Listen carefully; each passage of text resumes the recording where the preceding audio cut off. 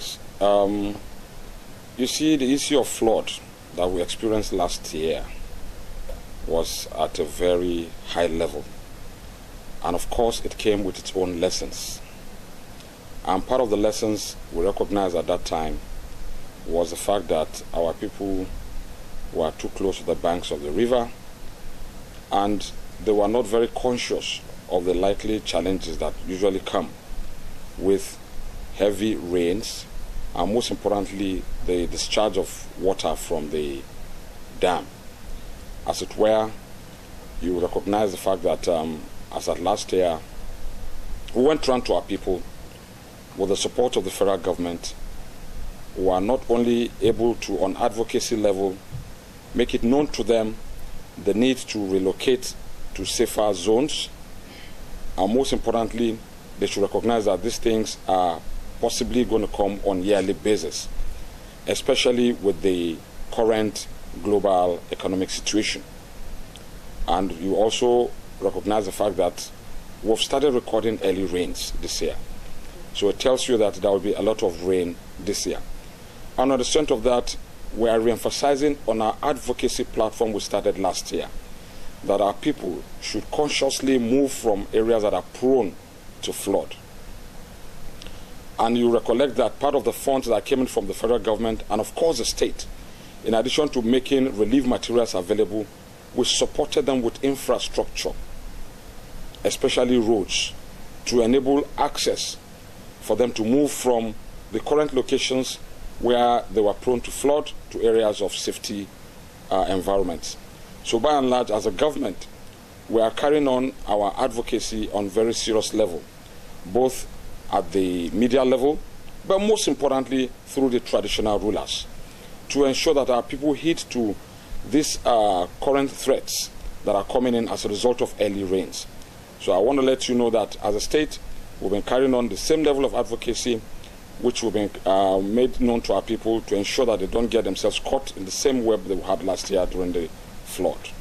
Thank you very much. Basically, looking at our healthcare delivery policy as captured from the last administration, you recall that in the last administration there were issues of support for the primary health sector, and also there was a lot of work that was done under the MDG to ensure that our primary health centers were brought to levels that are usable for our people. But most importantly, we launched what we call the Community Health Insurance Scheme. Then in Shonga, it was pioneered. Coincidentally, the Emir of Shonga, who is a major proponent of primary health, was also very visible in that perspective.